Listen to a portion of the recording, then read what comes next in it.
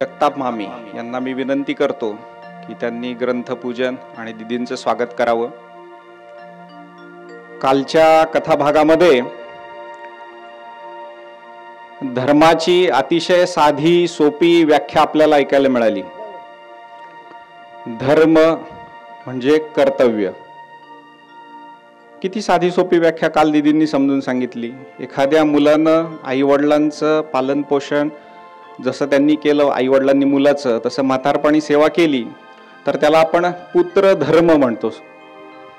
आपल्या कुटुंबाची सोय व्हावी म्हणून आपलं घरटं, आपलं बंगला आपण तर बांधतोच, पण आपल्या गावामध्ये येणाऱ्या वाटसरूच्या राहण्याची सोय ज्याची केली जाते तर त्याला आपण धर्मशाळा असं म्हणतो. म्हणजे एखाद्याचं दुसऱ्या प्रती असलेलं कर्तव्य म्हणजे धर्म. अतिशय सोप्या सोप्या भाषेमधून चिंतन आपल्याला ऐकायला मिळणार आहे. आजही असंच छान गोड चिंतन दीदींच्या ओजस्वी वाणीतून आपण ऐकणार आहोत.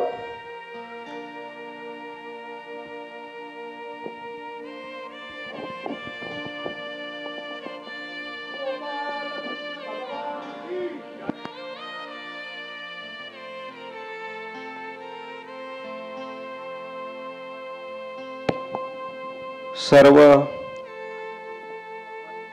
भाविकांना विनंती आहे, कथा सुरू झाल्यानंतर कृपया कोणी पुढे दर्शनासाठी येऊ नये. त्यानं कथेला बाकीच्या ऐकणाऱ्यांना त्रास होतो. ज्यांना खाली बसायचं आहे त्यांनी पुढे सरकून बसावं म्हणजे जागा पुरेल. काल सगळी आसन व्यवस्था पूर्ण झाली होती. मागे बऱ्याच जणींना महिलांना खाली बसायला लागलं होतं. त्याच्यामुळं अशी सगळ्यांना छान कथा ऐकता येईल असा प्रयत्न आपण सगळेजण करूया.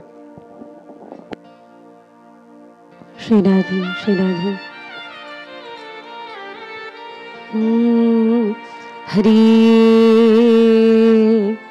हरी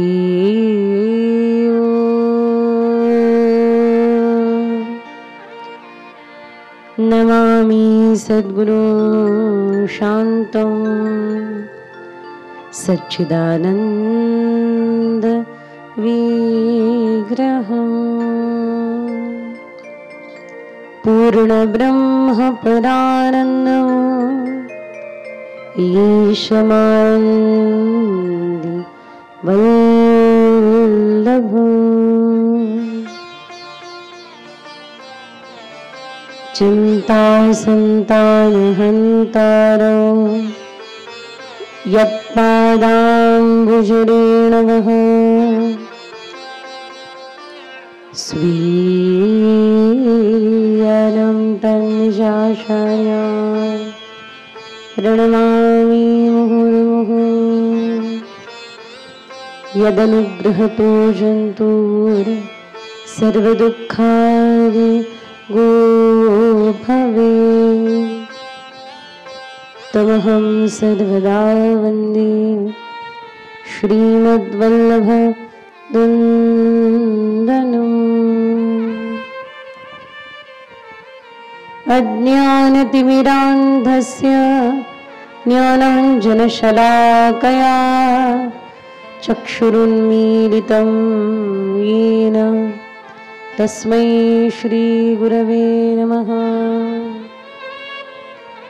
नमामि हृदये क्षेशे लीलाक्षीराब्धिशायिनो लक्ष्मी सहस्रलीलाभिर् सेव्यमानं कलानिधिं चतुर्भिश्च चतुर्भिश्च त्रिभिस्तथा षड्भिर्विराजति योऽसो पंचधारदये मम।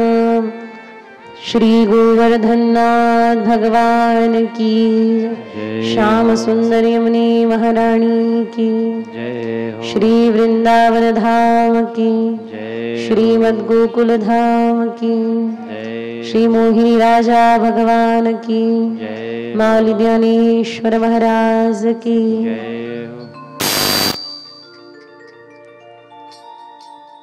भक्ताभिलाषा चरितानुसारी दुग्धादि चोर्येण यशो विसारी कुमारतानंदित घोषधारी मम प्रभु श्री गिरिराजधारी मम प्रभु श्री गिरिराजधारी।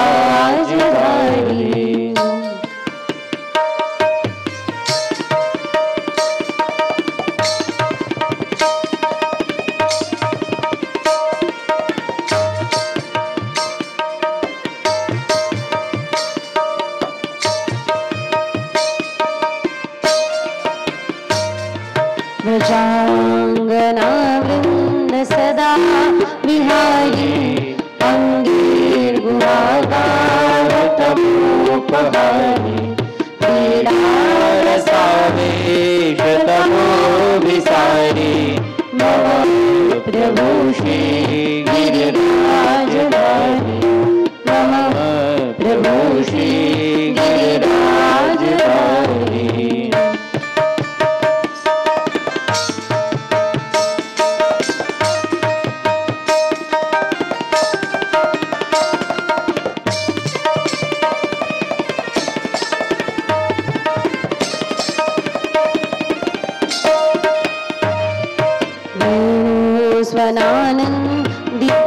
स्वनानंदितपन्नगारी रसातला नृत्यपद प्रचारी क्रीडयस्याकृतिदैत्यमारी मम प्रभु श्री गिरिराजधारी मम प्रभु श्री गिरिराजधारी।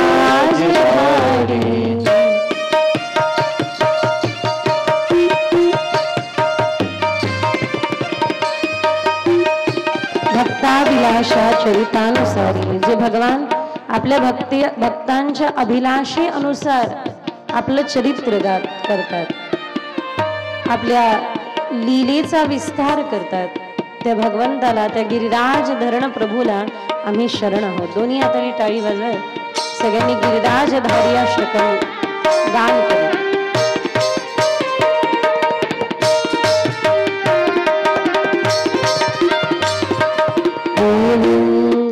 दाराहित शंबरारी रमारसौदारया प्रकारी गोवर्धनफलोपहारी मम प्रभु श्री गिरिराजधारी मम प्रभु श्री गिरिराजधारी।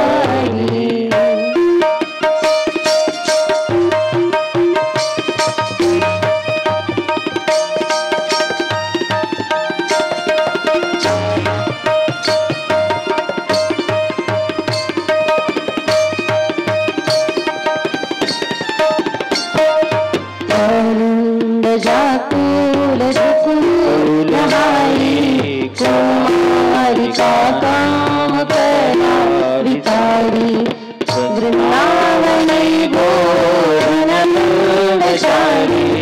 मम प्रभु श्री गिरिराजधारी मम प्रभु श्री गिरिराजधारी।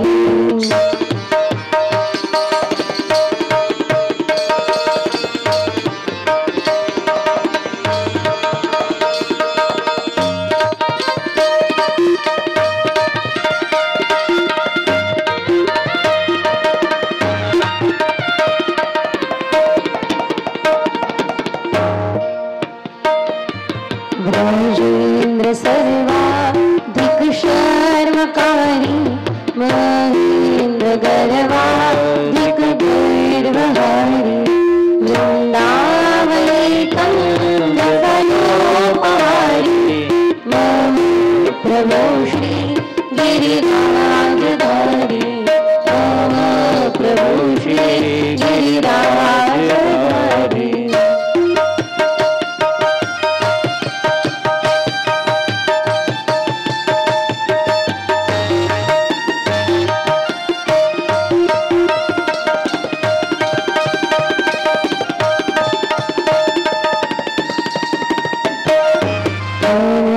कलानाथ प्रभु विदारी वंशीरवावा कुमारी रासोत्सवों में रसा विसारी मम प्रभु श्री गिरिराजधारी मम प्रभु श्री गिरिराजधारी।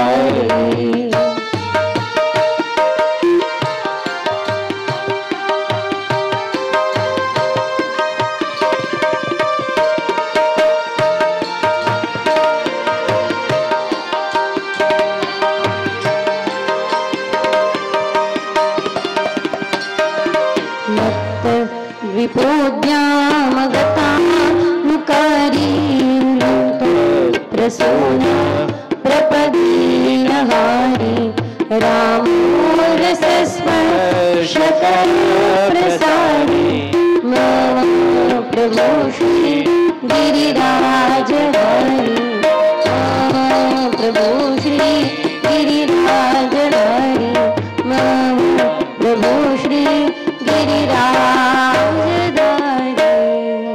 सगळ्यांनी मिळून गाऊया। राधे राधे गोविंद राधे गोविंद राधे गोविंद राधे गोविंद राधे राधे गोविंद राधे गोविंद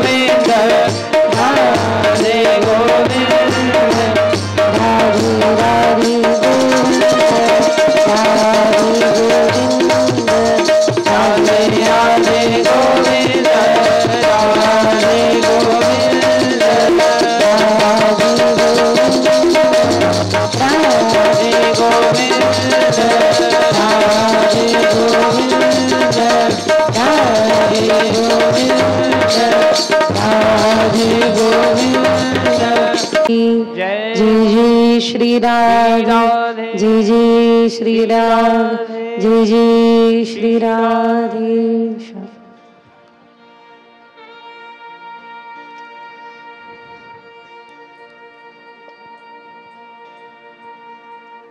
श्रीमद् भागवत कथा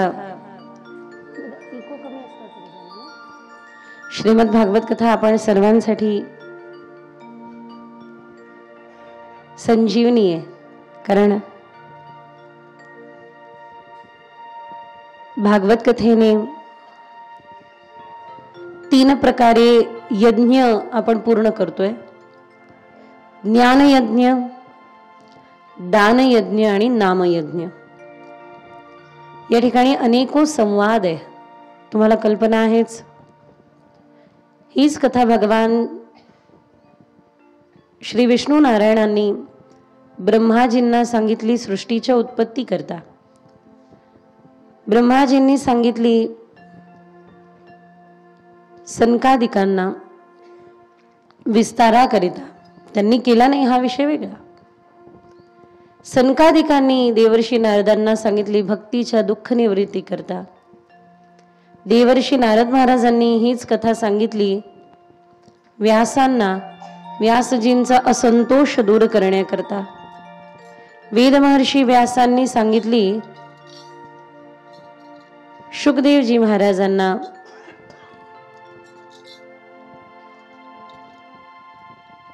प्रसाराकरिता. पण शुकदेवांनी राजा परीक्षिताला सांगितली आत्मोद्धारा करता. तसे भागवताचे श्रोता वक्ता अनेक. हीच कथा सुतांनी देखील शौनकादी मुनी यांना सांगितली यज्ञासाठी.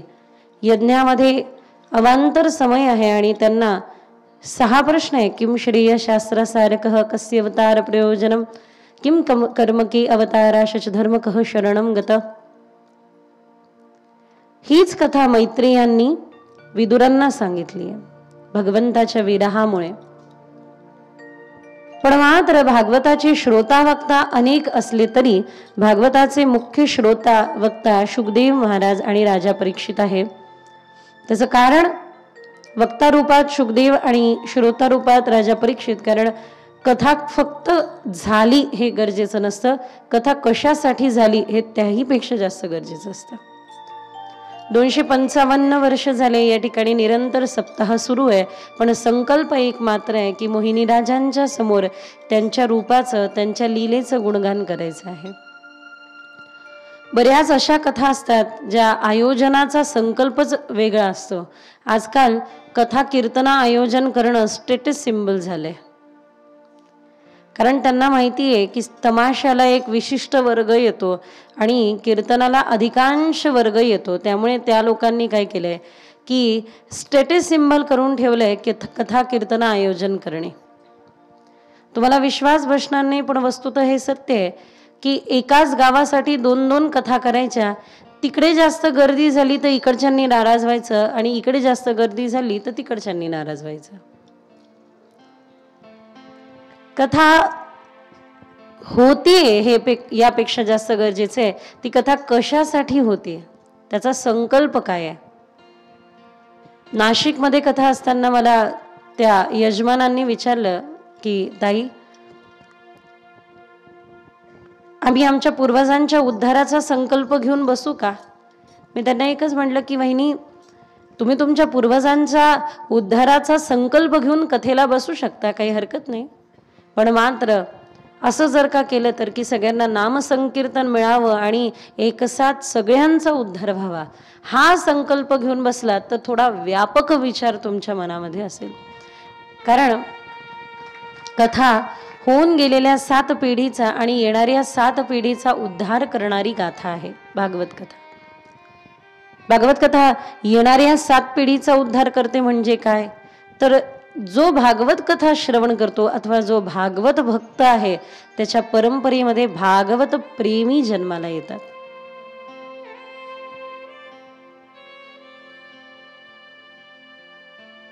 काल आपण महाभारताचं ते भीषण युद्ध पाहत होतो. ज्या भीषण असा युद्धामध्ये द्रौपदीच्या सुप्त पुत्रांना अश्वत्थामाने मारलं. अर्जुनाने आपल्या 5ही पुत्रांना मृत अवस्थेमध्ये पाहून संकल्प घेतला ज्यांनी कोणी ही अवस्था केली ना सायंकाळपर्यंत त्याला दंड देईल. लक्ष द्या, अश्वत्थामाने जो घेतला तो बदला होता पण अर्जुनाने जो दिला तो दंड होता. दंड देणे आणि बदला घेणे याच्यामध्ये खूप अंतर आहे की नाही. दंड देणे आणि बदला घेणे याच्यात अंतर आहे. कारण एखाद्याला तुम्ही दंड देता शिक्षा देता, शिक्षेचे 2 अर्थ आहे. एक दिलेली दंड शिक्षा आणि दुसरं त्याला शिकवणं देताय. की बाबा रे असं करू नकोस. एखादा चुकीची गोष्ट सोडत नसेल तर त्याला समजावून सांगावं लागतं की याच्यातून माझं अहित नाहीये, तुझं अहित आहे. माझं काय, माझं तर काम जमतंय, मी माझ्या जीवनामध्ये योग्य मार्गावर चालत आहे, माझ्या जीवनामध्ये मी चुका करत नाहीये. पण अरे बाबा अश्वत्थामा, तू जे चुकतोय त्याने तुझं नुकसान आहे. दंड दिला जातो, बदला घेतला जातो, घेणारा कायमच, बदला घेणारा कायमच जळत राहतो अग्नीमध्ये, बदल्याच्या अग्नीमध्ये जळत राहतो. ज्याचा घ्यायचा आहे बदला तो तर आरामात झोपलेला असतो, पण ज्याला घ्यायचा आहे तो मात्र तडपत राहतो. शिक्षा देणे स्वाभाविक धर्म आहे. मला कधी कधी प्रश्न पडतो की ज्या भगवान गोपाल कृष्णाने दया क्षमा शांती तिथे देवाची वस्ती असं एक सहज आपण म्हणून जातो की जिथे दया आहे, क्षमा आहे, शांती आहे, तिथे देव आहे. मग देव असून देखील द्रौपदीला बदला का घ्यायला लावला असेल बरं? किंवा क्षमा असावी, कौरवांना दंड का द्यायला लावला असेल देवाने? खूप चिंतन केलं. द्रौपदीचं वस्त्रहरण झालं त्यावेळेला भगवान गोपाल कृष्ण द्रौपदीला म्हणू शकले असते, जसं अश्वत्थामाला पकडून आणल्यानंतर भगवान गोपाल कृष्ण म्हणतात सोडून द्या याला, कारण ब्राह्मण पुत्र आहे, गुरुपुत्र आहे, सोडून दे याला. ज्या अश्वत्थामाला पकडून आणल्यानंतर भगवान गोपाल कृष्ण शेवटी म्हणता याला सोडून द्या, क्षमा करा. कौरवाला पण म्हणता आलं असतं ना, क्षमा करून दे द्रौपदी, क्षमा कर, ते तुझेच आहे, परिजन आहे, क्षमा करता आलं असतं. पण देवाने क्षमा कर असं न म्हणता यांना दंड मिळालाच पाहिजे असं द्रौपदीला उत्तेजित करून पांडवांना विरोधार्थ शस्त्र उचलायला लावले. याचं कारण आहे धर्म संस्थापनार्थाय संभवामी युगे युगे. याचं सगळ्यात प्रमुख कारण आहे जे मला प्रज्ञाचक्षू मधुराद्वैताचार्य श्री संत गुलाबराव महाराजांच्या साधुबोधामध्ये वाचण्याची संधी मिळाली. साधुबोध अत्यंत उत्तम ग्रंथ आहे, प्रत्येक वक्त्याने वाचावा आणि प्रत्येक श्रोत्याने ऐकावा असा ग्रंथ आहे. त्याचं नाव आहे साधुबोध. काय नाव आहे? श्री संत गुलाबराव महाराजांनी साधुबोध लिहून सगळ्यात महत्वाचं, साधुबोध झाला नोरोनिया ठेला ठाईच मुरला अनुभवे. तर तो साधुबोध कदाचित श्री संत प्रज्ञाचक्षू ज्ञानेश कन्या गुलाबराव महाराजांनी दिला. श्री संत गुलाबराव महाराज साधुबोधामध्ये म्हणतात की समोरचा चुकत असेल तर त्याला क्षमा करणं हा साधारण नियम आहे, पण मात्र चूक जर का समाजाविषयी केली जात असेल आणि आपण तरीही त्याला क्षमा करत असू, चूक ज्यांनी केली तरीही आपण त्याला समाजासाठी केलेली चूक आपण त्याला क्षमा केलं तर हा समाजावर आपल्याद्वारे झालेला अन्याय आहे. कळतंय की नाही कळतंय? समजा माझं कोणी अहित केलं, चुकीचं केलं तर त्याला क्षमा करणं हा व्यक्तिगत माझा धर्म आहे, पण समोरच्याने केलेली चूक जर का समाजावरती असेल, लोकांवरती झाली असेल, एक नसून अनेकावर झाली असेल आणि तरी तुम्ही त्याला क्षमा करत असाल की बाबा रे ठीक आहे चल मी तुला क्षमा केलं, नाही, त्यावेळेला तुम्ही ज्या लोकांना त्यांनी त्रास दिलेला आहे त्या लोकांवरती तुम्ही अन्याय करत आहात. त्यामुळे त्याला दंडच देणे हा विधान आहे. भगवान गोपाल कृष्ण समजून सांगतायत, द्रौपदी विचार कर, तू पुत्रवधू आहेस, हस्तिनापुराची राणी आहे, साम्राज्ञी आहे, सामान्य नाही आहे हस्तिनापुराचं साम्राज्य. आणि एवढं सगळं असताना देखील, एवढं सर्व असताना देखील तुझ्या साडीवर हात टाकल्या चाललाय दुःशासनाचा, केस खेचत भरी सभेमध्ये उभं केल्या जात आहे. तर विचार कर, या दुर्योधन आदीची प्रवृत्ती, या कौरवांची प्रवृत्ती काय असेल याचं चिंतन तू कर. ज्या राज्यामध्ये डोळ्यापुढे पुत्रवधू, डोळ्यापुढे पत्नी आणि डोळ्यापुढे आपल्याच राज्याची साम्राज्ञी सुरक्षित नाही, त्या राज्यातल्या स्त्रिया सुरक्षित राहतील हे कशावरून? आणि म्हणून तुला दंड द्यायलाच हवा. लोक म्हणतात की माता सीता बोलल्या असत्या तर रामायण घडलं नसतं, आणि द्रौपदी बोलली नसती तर महाभारत घडलं नसतं. म्हणजे द्रौपदीने बोलणं गरजेचं नव्हतं.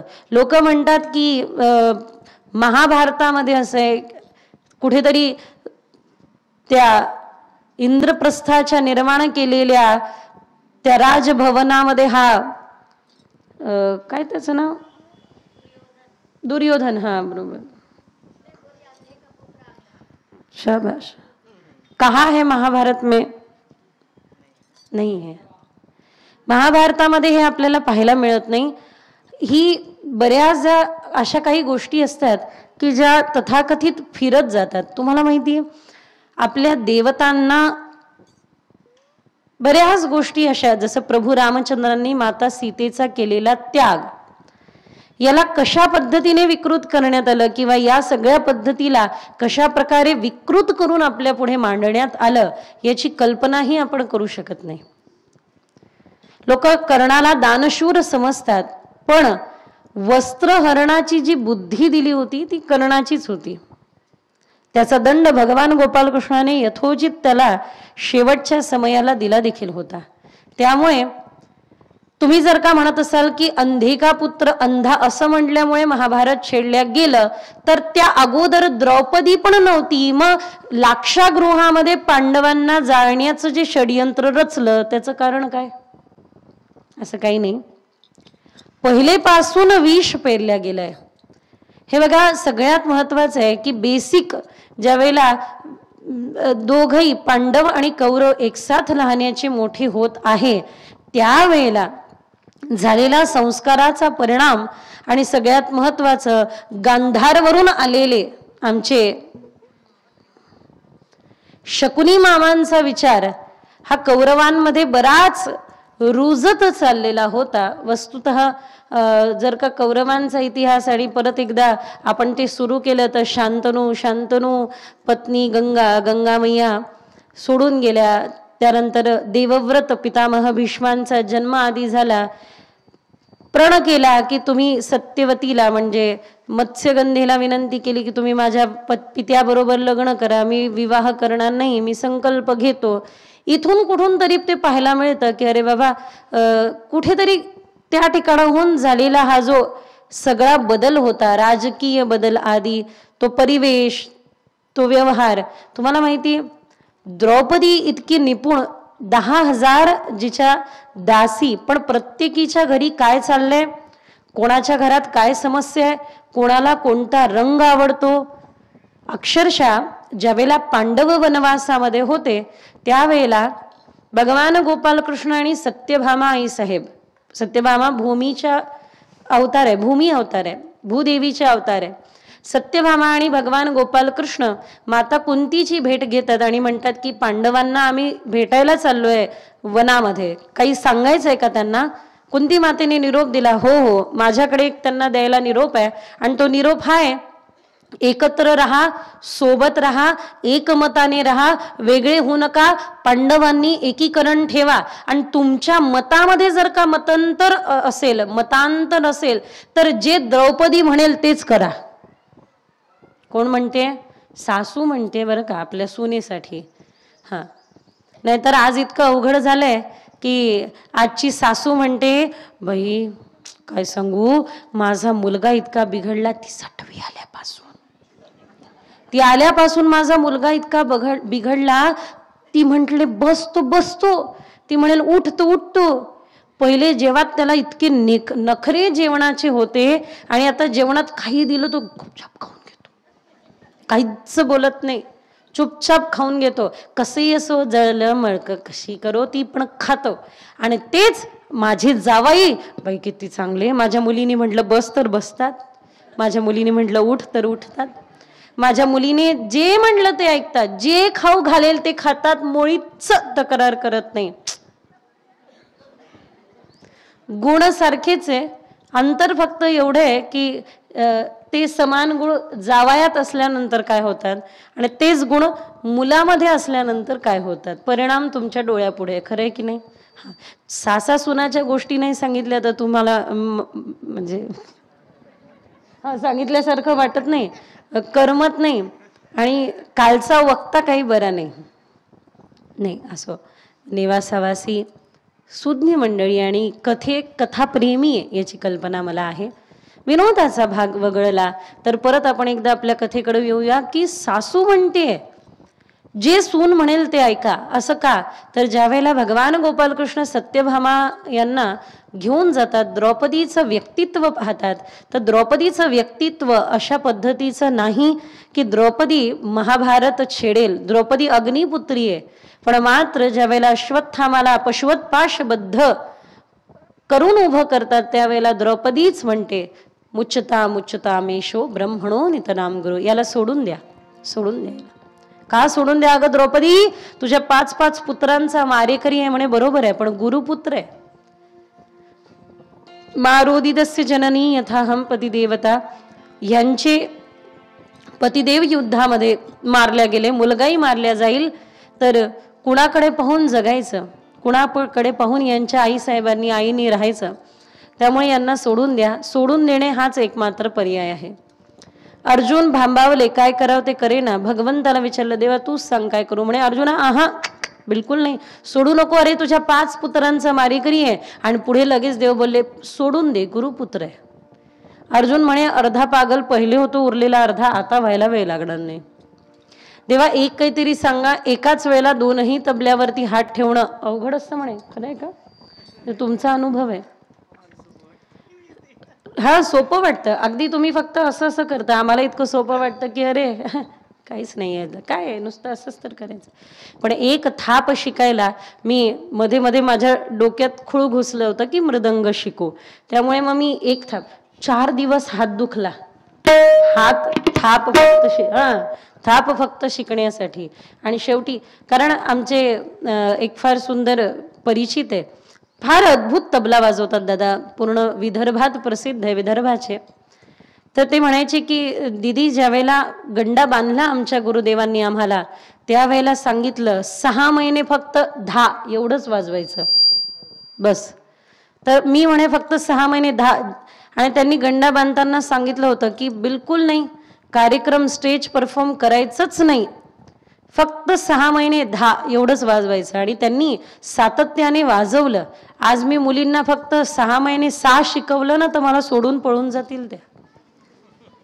एखादा व्यक्ती कसा टिकतो, मी सुरुवातीला थोडंसं रागवत असते आणि मग हळूच जवळ घेत असते. कारण टिकणारे व्यक्ती लक्षात येतात. आम्हाला पण टिकण्याकरता फार मेहनत करावी लागली. ते म्हणायचे फार सुंदर की दीदी ये तबला है, हमारे गुरुदेव कहते हैं इस तबला के लिए तप करना जरूरी है. तबल्यातला जो त है तो तपाच है. अगर तप नहीं करोगे तो ये बला बन के पीछे आएगी. इसलिए तबला तप करा. नाही का? कुठलीही गोष्ट तप मागतं, कुठली गोष्ट त्याग मागतं. जीवन त्याग आणि तपाचं एक सुंदर मिश्रण आहे. तुम्ही त्याग करा, तप करा आणि सोन्यासारखी चमकाल. सोन्याला चमकवण्याकरता तापवले जातं की नाही? हो म्हणा, नाही तर नाही म्हणा, रागाने पाहू नका. देखो मगर प्यार से. तसंच तप करावं लागतं. भगवान गोपालकृष्ण म्हणताय की अरे याला सोडूनच दे. डोक्यावरचा मणी काढून घेतला गेला, अश्वत्थामाला सोडून दिल्या गेलं. पण मात्र अश्वत्थामा राहतोय कुठे? अश्वत्थामाने काय केलं? आपण आता इथे येणार होतो की अश्वत्थामाने त्यावेळेला सुभद्रा आणि सुभद्रेचा पुत्र अभिमन्यू हा रणांगणात मारल्या गेला अत्यंत वाईट प्रकारे. तुम्हा सर्वांना कल्पना आहे, भगवान गोपाल कृष्णाची भगिनी बहीण आहे सुभद्रा. गर्भामध्ये असताना भगवान गोपाल कृष्णाद्वारे अर्जुनाद्वारे चक्रव्यूहामध्ये प्रवेश करायचं तर शिकले, पण चक्रव्यूहातून बाहेर कसं पडायचं हे शिकले नाही. अभिमन्यू चक्रव्यूहामध्ये प्रवेश करतात आणि अत्यंत क्रूरतेने स्वतःचेच काका मामा, आपलेच परिजन, मामाने क्षमा असावी, स्वतःचेच काका आदी, मामा तर स्वतः श्यामसुंदर आहे, स्वतःचेच काका आपल्या जवळचे परिजन यांनी अत्यंत क्रूरतेने अभिमन्यूचा मृत्यू समोर आणून उभा केला. मरण पावल्यानंतर या ठिकाणी सती चाललेल्या उत्तरेला थांबवलं. आपल्याकडे प्रत्येकालाच सती जावं असं विधान नव्हतं. दरम्यानच्या काळामध्ये सती प्रथा हा नीट जर का रिसर्च तुम्ही केला तर तुमच्या लक्षात येईल की किती मोठ्या प्रमाणावरती भ्रांती आपल्या भारत देशामध्ये पसरवण्यात आली. कशा प्रकारे या सतीप्रथेला अत्यंत विध्वंसकारी केल्या गेलं, विकृत केल्या गेलं ते तुमच्या पाहण्यात येईल, लक्षात येईल. माता कुंतीचेही पतिदेव मरण पावले होते, पण मात्र आपल्या 5ही पुत्रांना सांभाळत माता कुंतीने आपले जीवन त्यागमय केलं. हे आपण बऱ्याच ठिकाणी पाहायला मिळतं. आणि अशा कितीतरी सती आपण पाहतो की ज्या सती गेल्या नाही, चितेवरती चढल्या नाही, मग ज्यांनी आपल्या सतीत्वाला निभवलं आणि अतिशय सुंदर अशा प्रकारे आपल्या देशदेव धर्माचं कार्य केलं. गोपाल कृष्ण भगवान की. लक्ष द्या, ज्या वेळेला उत्तरेला थांबवलं, कारण उत्तरेचा गर्भ तिच्या गर्भामध्ये लहानाचा मोठा होत होता आणि तो दुसरं तिसरं सामान्य कोणी नसून स्वतः विष्णुनाथ भगवान गोपाल कृष्णाने ज्यांना गर्भामध्ये, आईचा गर्भ किती मलिन असतो, आईच्या गर्भाच्या वेदना तुम्हा सर्वांना माहिती आहे. आईला गर्भामध्ये बाळाला जन्माला घालताना जेवढ्या वेदना होतात त्याच्या दुप्पट वेदना बाळ आईच्या गर्भामध्ये सोसत असतो. तरी तुकोबराय म्हणताय, तुका म्हणे गर्भवासी सुखे घालावे आम्हासी. का गर्भाला परत परत या करता येऊ देवा, वैकुंठामध्ये ते सुख नाही जे सुख इथे आहे. कोणतं? जन्मोजन्मी तुझा दास साच भावे वर्ताय. तुझा दास बनून राहण्याचं सुख, तुझं नाम संकीर्तन गाण्याचं सुख, तुझ्या कीर्तनामध्ये डुबून नाचण्याचं सुख हे त्या ठिकाणी वैकुंठामध्ये देखील नाही. आणि वैकुंठी ऐसे नाही म्हणून या ठिकाणी परत परत येणे आहे. तुकोबराय काय, सगळे संत पुन्हा पुन्हा येतात. काही पोहोचलेले आपल्याला पोहोचवण्याकरता येतात, काही जणांनी पाहिलंय आपल्याला दाखवण्याकरता येतात आणि घोषणाच करतात, आम्ही वैकुंठवासी आलो याची कारणासी, बोलिले जे ऋषी साच भावे वर्ताय. आणि तो प्रसंग तुम्हा सर्वांना परिचित आहे. कोणता प्रसंग?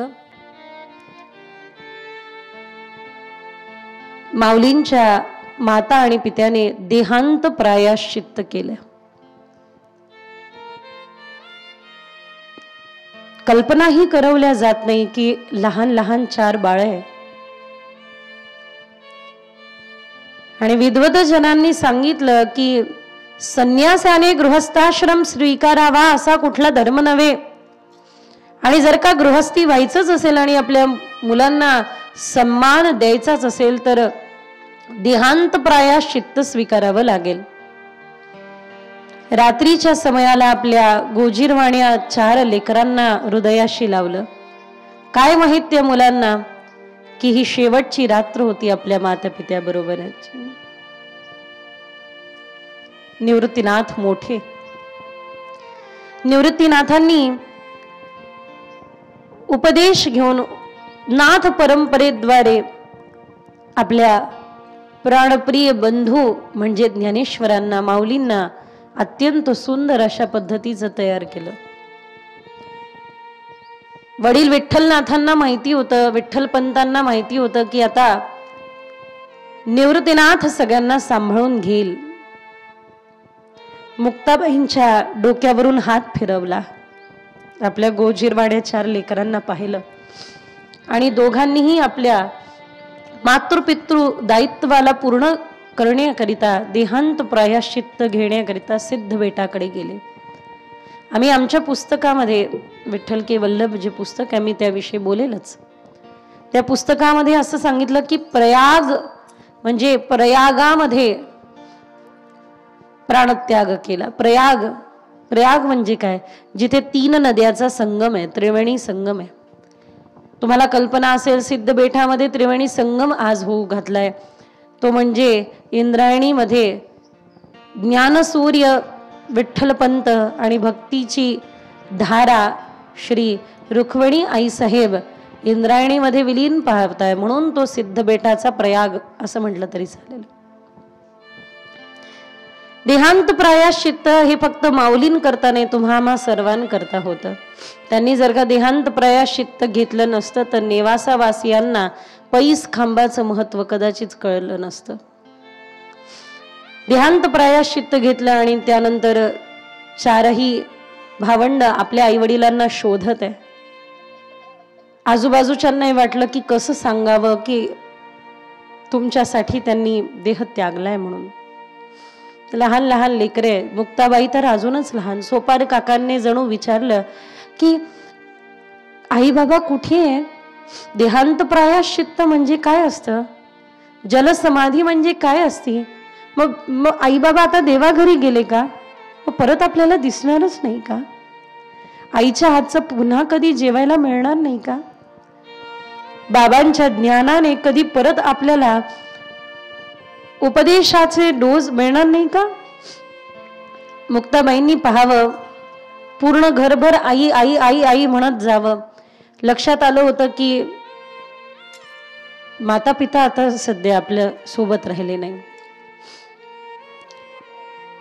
बराच कालावधी उलटला, घटनाक्रम बदलत गेला. निवृत्तीनाथांनी ज्ञानोबारायांना म्हटलं की आता काय पुढे?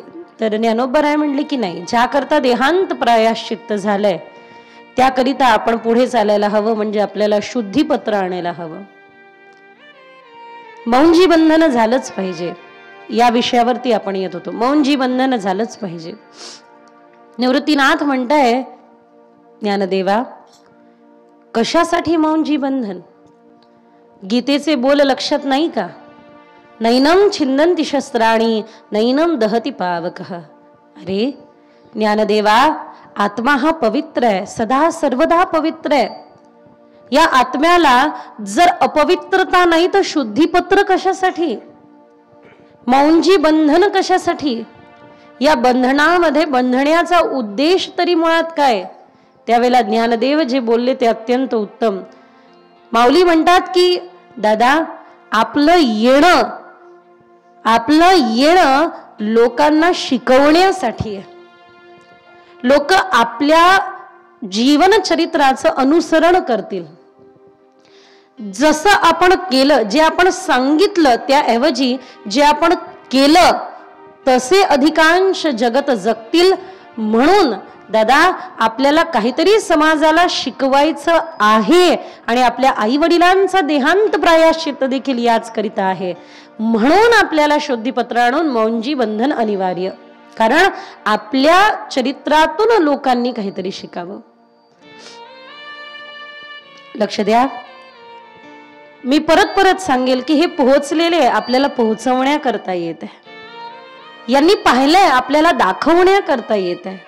यांनी अनुभव घेतलेला आहे, त्या अनुभवाचे अमृत डोस ते द्यायला येत आहे. म्हणून एक अमृत मोहिनी राजांनी विराजमान होऊन या ठिकाणी दिलं.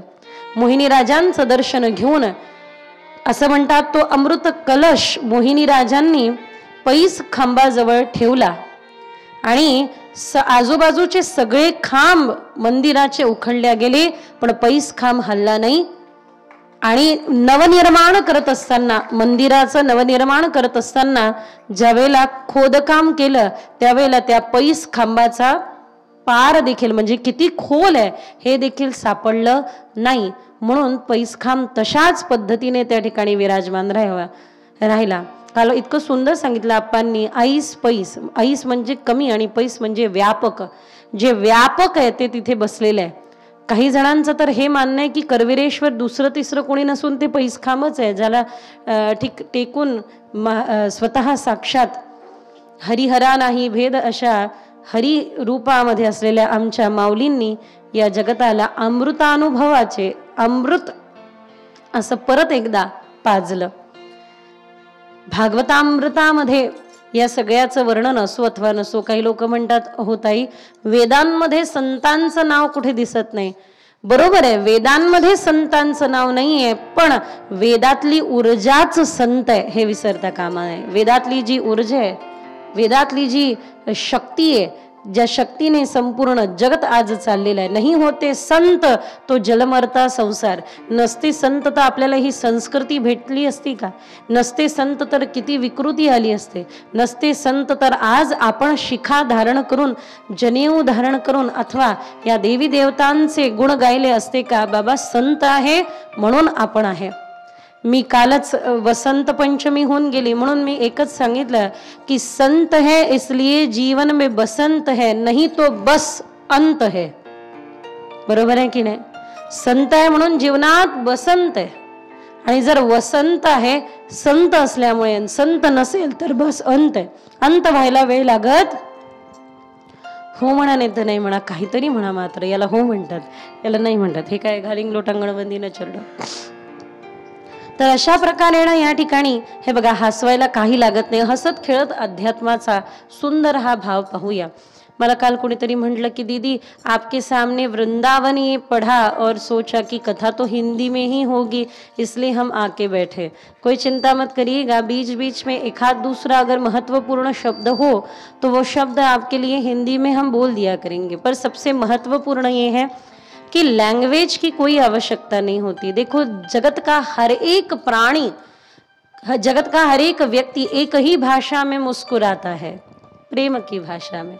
इसलिए चाहे हिंदी हो चाहे मराठी हो, आप चिंता न करो. हमारे ब्रज में, सुनिएगा ध्यान से, हमारे ब्रज में एक विद्वान संस्कृत की प्राध्यापिका के पास गांव की ब्रजवासन गवार बैठी थी और महात्मा जी कथा सुना रहे थे, संस्कृत में कथा सुना रहे थे.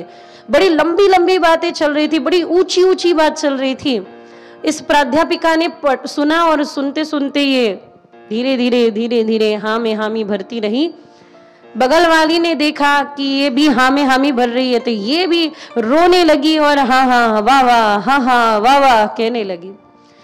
ये जो प्रोफेसर थी उसने पूछा बगल वाली से, जो गांव की ब्रजवासन गरीब गवारन, उसे पूछा ये जो महाराज बोल रहे हैं तुम्हें कुछ समझ में आ रहा है? तो उसने कहा इसकी बातें तो ब्रह्मा हो के न समझ में आए, न पल्ले पडे किसके. हे जे महाराज बोलत आहे ते तर ब्रह्मदेवालाही कळणार नाही की ते काय बोलताय, एक अक्षरही कळत नाहीये. मग अगं तुला काहीच कळत नाही तरी मान का डोलवतीये, वाह वाह का करतीये, रडतीये, डोळ्यातून अश्रुपात होत आहे. त्यावेळेला तिने उत्तर दिलं, हमें कोई लेना देना नहीं है कि ये क्या सुना रहा है, बस कछु हमारे लाला और श्री जी की बात हो रही है, बस इतना पर्याप्त है. की आमच्या काहीतरी ठाकूरजींची, आमच्या देवाची, आमच्या राधाराणींची, आमच्या श्यामसुंदराची, मोहिनी राजांची काहीतरी कथा सुरू आहे, एवढं आमच्या करता पर्याप्त आहे. काही गरज नाहीये, काही गरज नाहीये की ती अलंकारित शब्द आहे, काही गरज नाहीये भाषा कोणती आहे. महत्वाचं काय, हमारे लाला की कथा हो रही है. बाई आमच्या देवाची कथा आहे, ती आम्हाला प्रिय आहे. गोपाल कृष्ण भगवान की. त्यामुळे ही कथा मोठी सुंदर आहे. अश्वत्थामाचा त्या ठिकाणी भगवंताने जरी अश्वत्थामाला दूर करायला लावलं, सोडून द्यायला लावलं, मणी काढून घ्यायला लावला, पण हा अश्वत्थामा ऐकतोय कुठे? या अश्वत्थामाने अभिमन्यूची पत्नी उत्तरा गर्भस्थ आहे, तिच्या गर्भावरती प्रहार केला ब्रह्मास्त्राचा, पण भगवंतानी त्या गर्भाची रक्षा केली. दुसरं तिसरं कोणी नसून परयती इक्षित इति सह परीक्षिता, ते आहे ज्यांनी जन्माला आल्यानंतर आल्या आल्या इकडे तिकडे पाहिलं. कोणाला पाहिलं? अरे ज्याला मी गर्भात पाहिलं तो कुठे? ज्याला मी माझ्या आईच्या गर्भामध्ये दर्शन घेतलं, ज्याने माझं रक्षण केलं तो कुठे? कोणी भेटलं राजा परीक्षिताला की त्याला प्रश्न विचारायचे, परीक्षा घ्यायचे. का परीक्षण का करायचे? याच्यात तर तो नाहीये ना. दोन प्रकारे भगवंताला प्राप्त करून घ्यायचे, अस्ति आणि नास्ति. अस्ति म्हणजे, नास्ति म्हणजे काय? नास्ति म्हणजे यात नाही, यात नाही, यात नाही, यात नाही, देव याच्यात नाही, देव याच्यात नाही, देव याच्यात नाही. मग हा जे उरलं त्यात आहे. आणि दुसरा प्रयोग आहे जो माऊलींनी केला, आस्ति म्हणजे फक्त अहम ब्रह्मास्मी म्हटलं नाही तर सर्वम खलविदम ब्रह्म म्हटलं. आस्ति म्हणजे काय? यात आहे, यात आहे, यात आहे, यात आहे, सर्वात आहे. तोच आहे. विठ्ठल जळी स्थळी भरला, रीता ठाव नाही उरला. आज सकाळी आम्ही देवगडावरती होतो, देवगडावर चालत होतो. वालुका तिथे आहे प्रवरेच्या काठाची, आणि त्या वालुकेमध्ये हजारो पाऊल खुणा उमटल्या होत्या. मी माझ्या शेजारी मानसी होती, मानसीला म्हटलं, मानसी बेटा एवढ्या हजारो पाऊल खुणामध्ये कोणत्या तरी तर त्याच्या असतील ना. मी ज्या वेळेला तिला म्हटलं की या एवढ्या पाऊल खुणामध्ये आमच्यासोबत, आम्ही रोज प्रियादासी दिदी, आम्ही सगळेजण साध्वी ज्यांचं संगत, ज्यांचा लाभ मला मिळाला, आम्ही रोज यमुनेच्या काठावरती रोज सायंकाळी, तो नियम अजूनही आमचा सुरू आहे, तो सुटलेला नाही. यमुनेच्या काठावरती जायचं, फिरायचं. इतक्या सुंदर पाऊलखुणा दिसायच्या, त्या पाहायच्या. काय माहित यापैकी कोणत्या तरी तर श्यामसुंदराच्या असतील. देवगडावरती त्या पाऊलखुणा पाहत फिरत असताना लक्षात आलं, अरे कोणत्या तरी काय, या सर्वच त्याच्या आहे. कारण आपलं अस्तित्वच त्याच्यामुळे आहे. तो आहे म्हणून आपण आहे. खरं आहे की खोटं आहे? त्यामुळे हरसास मेरी पूजा तुम्हारी, हर पल मेरा प्रसाद तेरा, हर कदम मेरा प्रदक्षिण तेरा. अरे देवा, तू सर्वत्र आहे, तर माझं उठणारं प्रत्येक पाऊल तुझी प्रदक्षिणा आहे. प्रदक्षिणा पदे पदे आपण म्हणत असतो की नाही? ज्यावेळेला आपण घालिंग लोटंगण वंदीन चरण करतो, डोळ्याने पाहिन रूप तुझे म्हणतो, त्यावेळेला आपण एकच म्हणत असतो की बाबा प्रदक्षिणा पदे पदे, माझ्या प्रत्येक पावलावर तुझी प्रदक्षिणा आहे. कारण तू आहे, सर्वत्र आहे, तर माझं प्रत्येक उठणारं पाऊल तुझी प्रदक्षिणा आहे. माझा प्रत्येक येता जाता श्वास तुझी पूजा आहे. आणि माझ्या जीवनातला प्रत्येक क्षण तू दिलेला प्रसाद आहे. हर पल मेरा प्रसाद तेरा. खरं आहे की खोटं आहे? हो म्हणा, नाही तर नाही म्हणा, मोठ्याने काहीतरी म्हणा.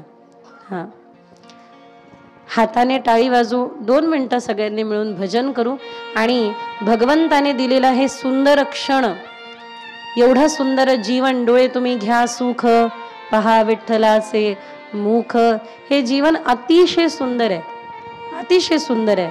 नामा व्यतिरिक्त त्याला घालवू नका, नामाच्या सानिध्यात राहा. आपण आज आल्या आल्या कथेला आरंभ केला, त्याचा उद्देश मात्र एवढा होता की कथेबरोबर आपण जर का भूमिका मांडत गेलो तर आपल्याला लगेच लक्षात येईल की मुळात सांगायचं काय. त्यामुळे अश्वत्थामाने प्रयत्न केला होता उत्तरेचा गर्भ नष्ट करण्याचा, पण मात्र भगवंतानी त्या गर्भाची रक्षा केली.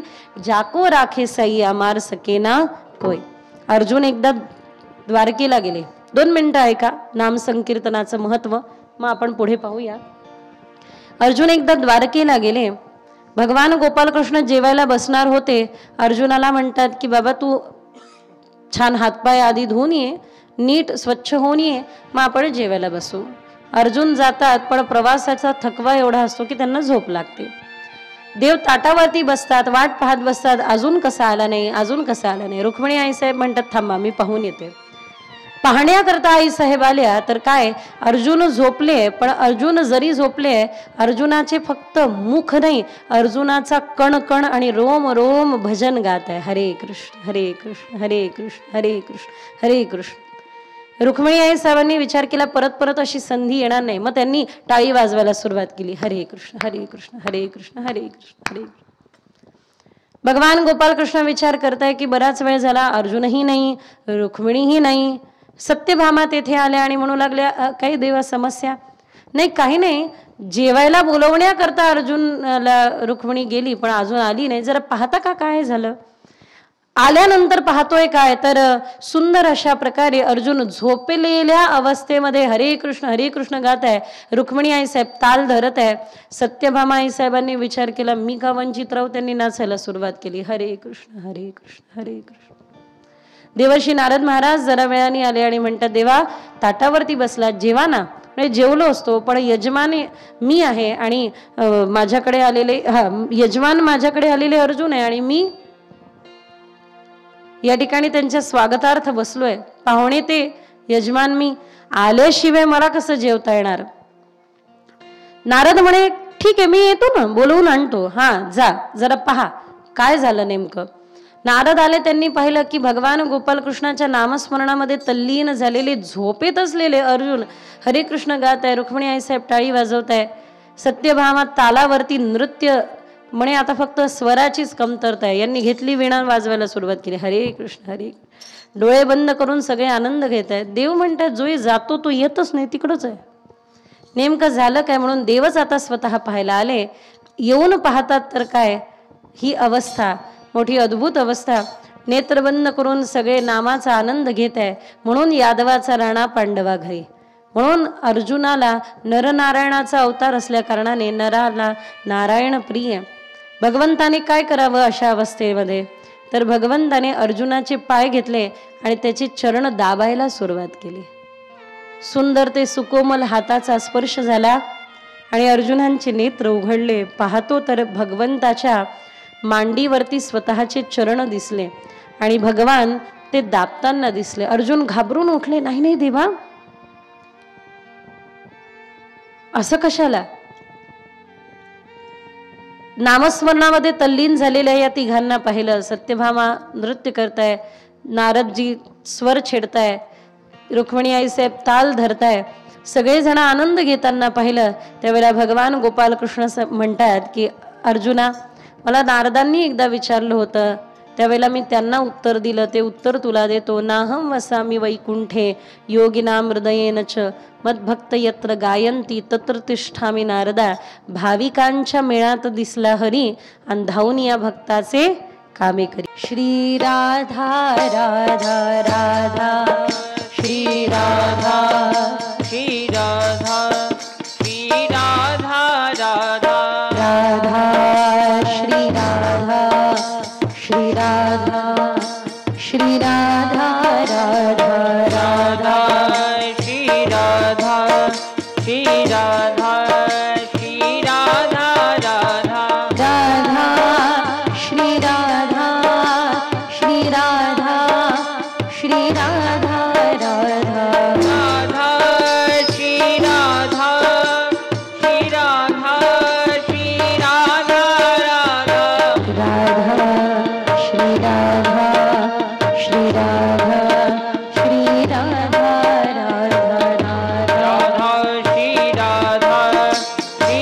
राधा श्री राधा राधा राधा श्री राधा श्री राधा श्री राधा राधा राधा श्री राधा श्री राधा श्री राधा दोन्ही हात वर करा, टाळी वाजवा सगळ्यांनी मिळून प्रेमाने उच्चारा. हरी बोल. श्री राधा राधा राधा श्री राधा श्री राधा श्री राधा राधा राधा श्री राधा श्री राधा श्री राधा राधा राधा श्री राधा श्री राधा श्री राधा राधा राधा श्री राधा श्री राधा श्री राधा राधा राधा राधा श्री राधा श्री राधा राधा राधा श्री राधा श्री राधा श्री राधा राधा राधा श्री राधा श्री राधा श्री राधा राधा राधा श्री राधा श्री राधा श्री राधा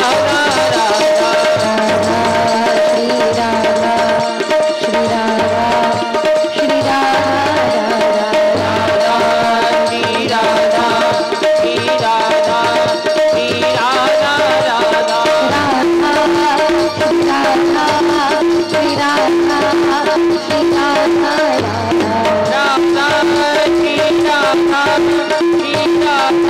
राधा राधा राधा श्री राधा श्री राधा श्री राधा श्री राधा श्री राधा श्री राधा जय जय श्री राम जय जय श्री राम जय जय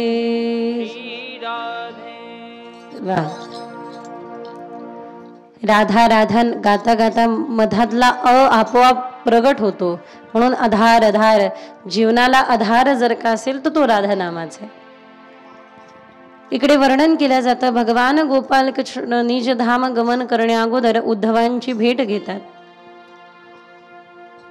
अर्जुनाची आणि देवाची भेट होत नाही. देव निजधाम नंतर गमन केले असतात.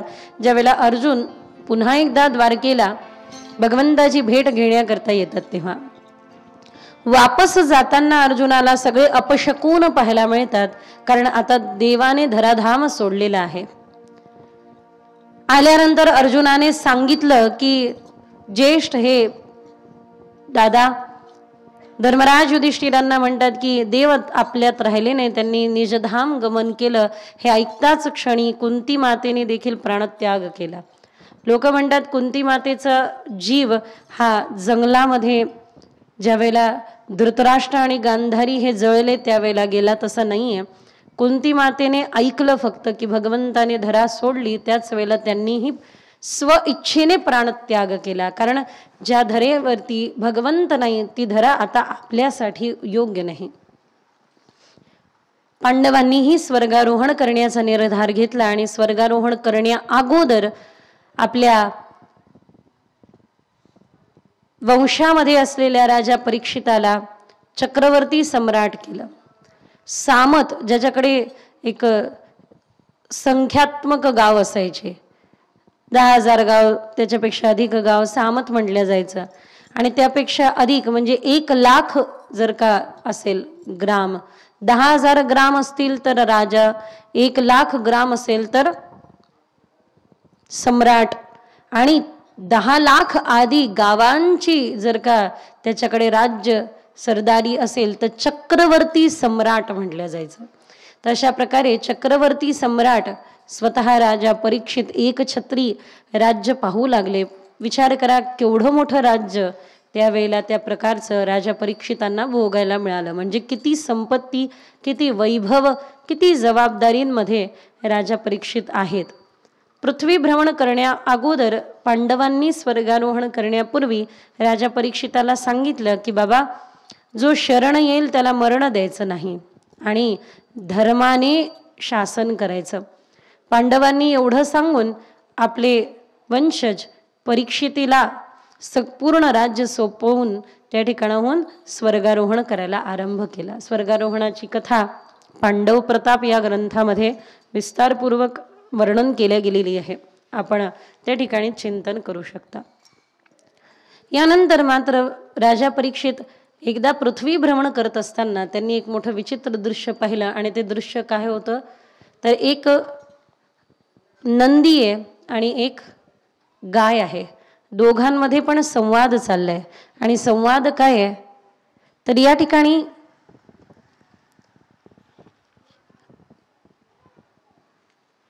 दोघेही दुःखी आहे. दोघेही दुःखी असून देखील एकमेकांवरती दुःखाचं दोषारोपण करत नाहीये. दोषारोपण करत नाही याचा अर्थ काय, त्या ठिकाणी एक अत्यंत काळ्याकुट्ट व्यक्तीने या दोघांना येऊन मारायला सुरुवात केली. थांबवलं राजा परीक्षिताने आणि विचारलं तुम्ही दुःखी आहात, हा तुम्हाला अशा प्रकारे यातना का देत आहे. बरेच लोक असतात की जे आपल्या दुःखाचं डोंगर दुसऱ्याच्या डोक्यावरती कोसळवत राहतात. म्हणजे त्याला जबाबदार दुसऱ्याला ठरवत राहतात. मी एक गोष्ट सांगते सगळ्यात महत्वाची.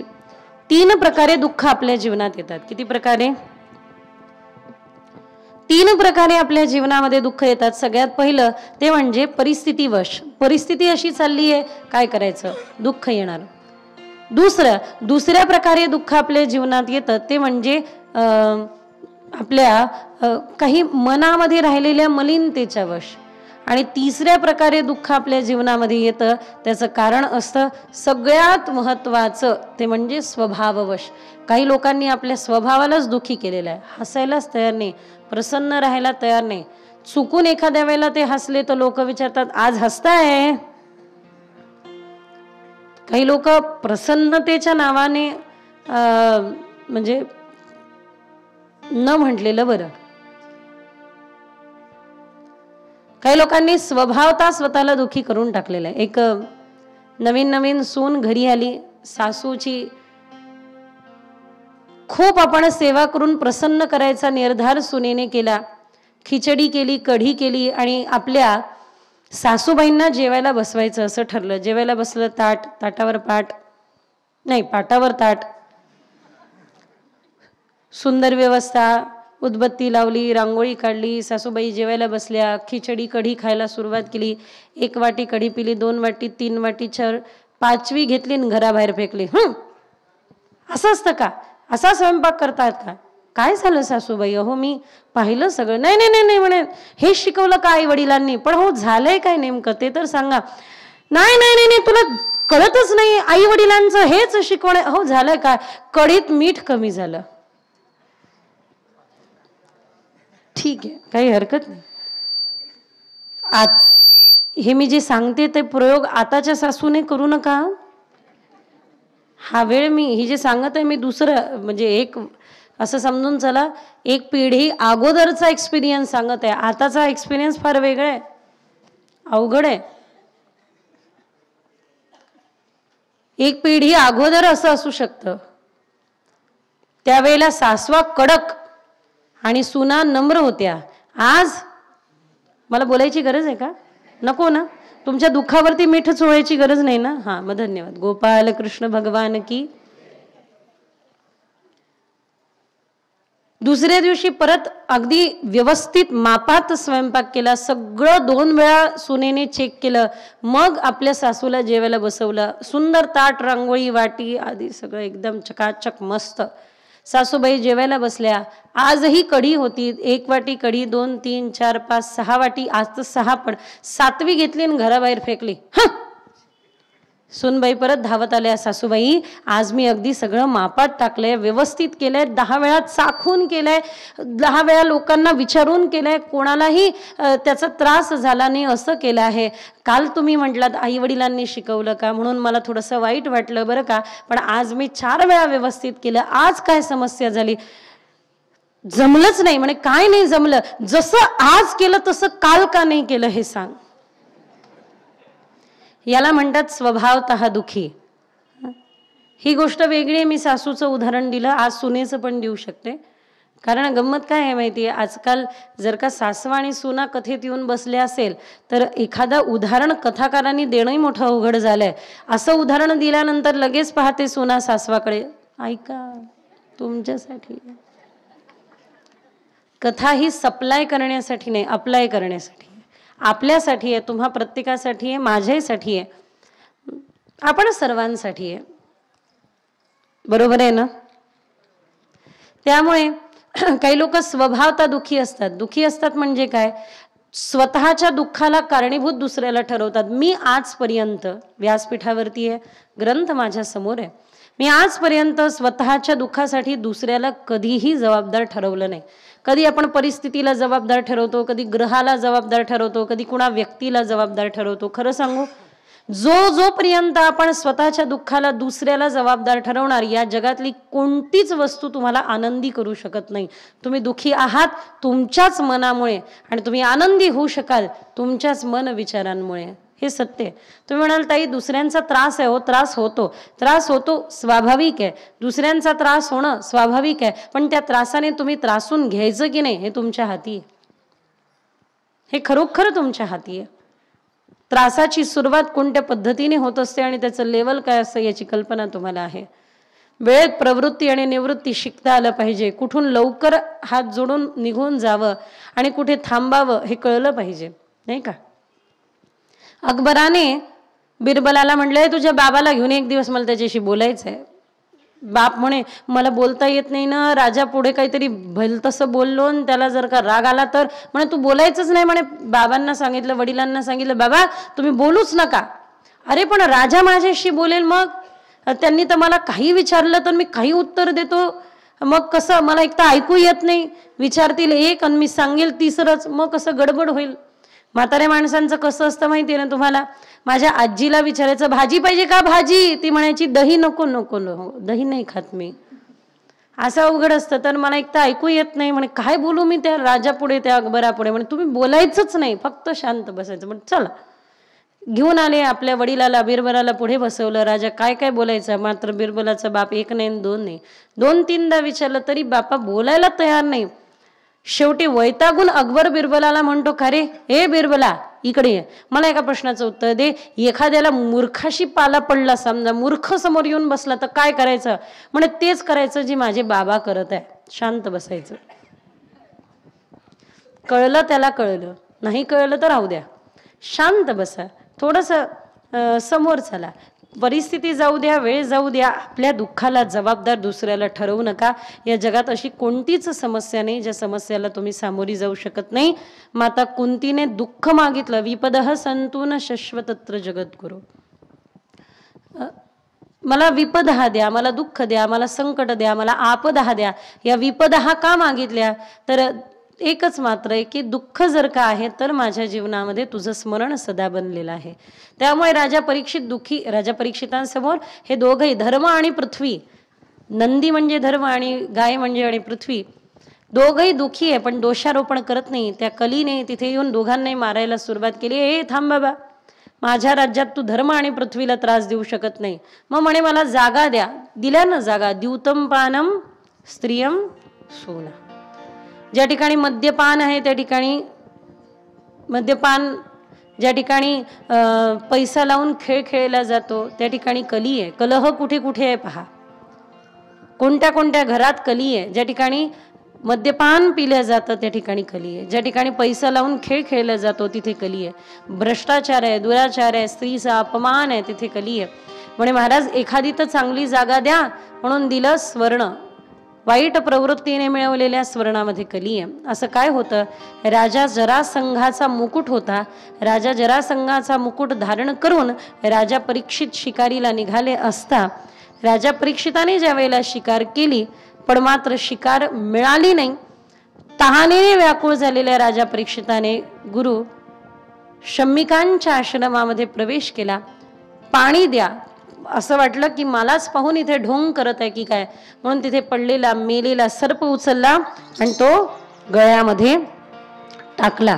ज्यावेळेला तो मेलेला सर्प उचलून त्या ठिकाणी गळ्यामध्ये टाकला त्यावेळेला मात्र अत्यंत क्रोधित होऊन राजा परीक्षिताने त्या ठिकाणाहून निघून गेले, पलायन केलं.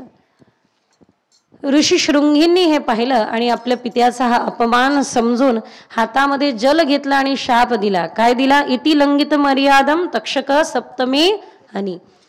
ज्यांनी अशा प्रकारे माझ्या पित्याच्या गळ्यामध्ये हा मेलेला सर्प टाकलाय येत्या 7 दिवसामध्ये तक्षक सर्पाचा सप्तम असं म्हटलंय. मग इथे काही लोक याचं संधिविच्छेद असं करतात. सप्तमे हनी म्हणजे सप्त 7 अधिक 5 असं 11 दिवसाचं करतात. म्हणून काही काही ठिकाणी कथा 11 दिवसांच्या होतात. हा म्हणजे महात्म्य सोडून तर आता हे मध्यंतरी मी बऱ्याचदा महाराष्ट्रामध्ये 11 दिवसाची कथा पाहिली.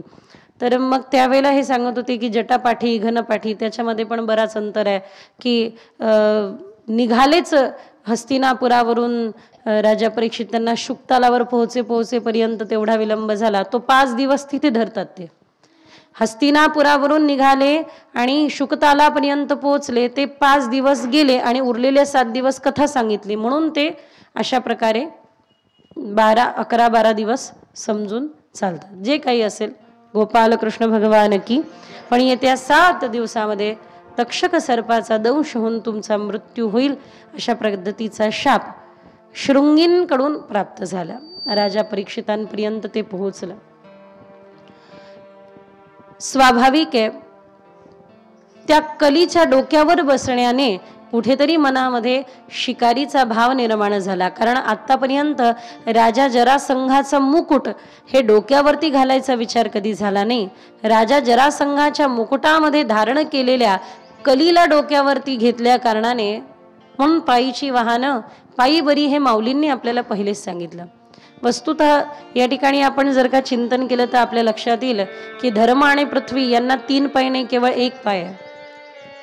आणि या कलियुगामध्ये तो पाय फक्त तप शौच दया सत्यमिती पादा कृते कृता. एक मात्र या कलियुगामध्ये सत्यरूपी चरण उरलेला आहे. आणि म्हणून त्या सत्याला सामोरी राजा परीक्षित जातात. काय सत्य आहे? एक दिवस सर्वांना जायचंय हे सत्य. खरं आहे की खोटे? कोणाची परमनंट तिकीट असेल तर हात वर करा. आहे का? आणि असेल तर माझी काढून घ्या. हो सगळं आहे. तुम्हाला काय पाहिजे? पासपोर्ट आहे, आधार कार्ड आहे, पॅन कार्ड आहे, जे म्हणाल ते देते. पण माझी पण काढून घ्या जर जमत असेल तर. आपण सर्वांना याची कल्पना आहे की असं होणे संभव नाही. आलेल्या जीवाला कधी ना कधी जायचंय. आणि गंमत सांगू, 7च दिवसात जायचंय. रविवार, सोमवार, मंगळवार, बुधवार, गुरुवार, शुक्रवार, शनिवार आला परत. अजून कोणता नवीन वार येणार आहे का? नाही. तो कोणता 7वा दिवस असेल याची कल्पना नाही, पण 7 दिवसात जाणे हे निश्चित आहे. नाथ बाबांपुढे एक व्यक्ती आला आणि अत्यंत वाईट कृत्य करणारा होता. त्यावेळेला बाबांनी सांगितलं, अरे बाबा तू 7 दिवसात जाणार आहे. त्यावेळेला त्याच्या हातून कुठलेही अयोग्य कर्म घडले नाही अशी गोष्ट आपण कितीदा तरी अनेक कीर्तनकार कथाकारांकडून ऐकलेली आहे. म्हणून आपल्याला सांगावंसं वाटेल की या व्यक्तिगत जीवनाला जर का पाहिलं तर नाहीतरी जायचंय, नाहीतरी जायचंय. हाय हाय करत जाण्याऐवजी हे राम म्हणत जायला काही हरकत नाही. देवाचं नाम घेत पुढे चालायला काही हरकत नाही. आयुष्य असंही संपतंय, तसंही संपतंय. आयुष्य पूर्णतः संपण्या अगोदर भगवंताचं स्मरण करायला. कारण प्रत्येकाच्या जीवनामध्ये कोण दिवस कसा येईल काही सांगता येत नाही. कोण दिवस येईल कैसा कोण जाणतो. अशा प्रकारे राजा परीक्षिताला कळलं की 7 दिवसात जाणार आहे. राजा परीक्षित निघाले, म्हणे आता संपलं सगळं, काही घेणं देणं नाही. तुम्हाला आम्हाला कळलं असतं 7 दिवसात जाणार आहे, काय करणार? काय केलं असतं सांगा? मी सांगू? तुम्ही सांगता? मी सांगू? आपल्याला जायचंय हे माहिती आहे आणि आपल्याला जर का कळलं राजा परीक्षितासारखं की 7 दिवसातच जायचंय, तर आपण घरदार विकून पुरणपोळी खाऊ. नाहीतरी मरायचंय ना, नाहीतरी मरायचंय, जाऊ द्या. पण मात्र हे सगळं न करता राजा परीक्षिताने निर्धार केला, मला 7 दिवस भेटले ना, मग त्याचं सोनं करून घेऊ, संधी साधून घेऊ. अशा प्रकारे राजा परीक्षित निघाले. ते म्हणतात ना, कबीरांचं एक फार सुंदर पद आहे. कबीर म्हणतात की एक दिन राजा रामचंद्र जी चढ़के गए विमाना, एक दिन उनका वनवास होता, दशरथ तजे प्राणा, सब दिन होत न एक समाना, सब दिन होत न एक समाना. प्रत्येक दिवस सारखा नाही. सब दिन होता न एक समाना, सब दिन होत न एक समाना.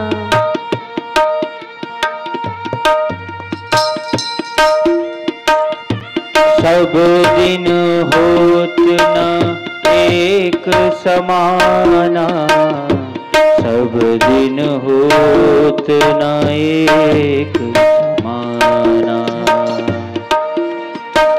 तर एक दिन राजा रामचंद्र जी चढ़के गए विमाना, एक दिन उनका वनवास होता, दशरथ तजे प्राणा. प्रत्येक दिवस सारखा असतो का? प्रत्येकाच्या जीवनामधला प्रत्येक दिवस समान नाही याची कल्पना आपण सर्वांना आहे. अरे होए नामवर बेनिशा कैसे कैसे, जमी खा गई नौजवा कैसे कैसे. जलता सूरज एक दिन ढलता है ढल जाएगा.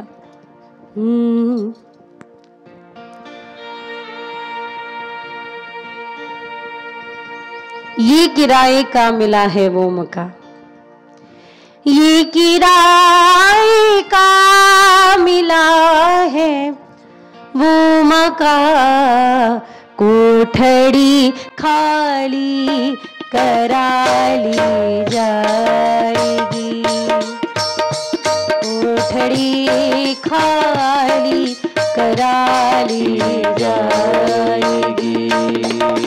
बिना मुहूर्त के उठाली जाएगी, जब तेरी डोली निकाली जाएगी, जब तेरी डोली निकाली जाएगी.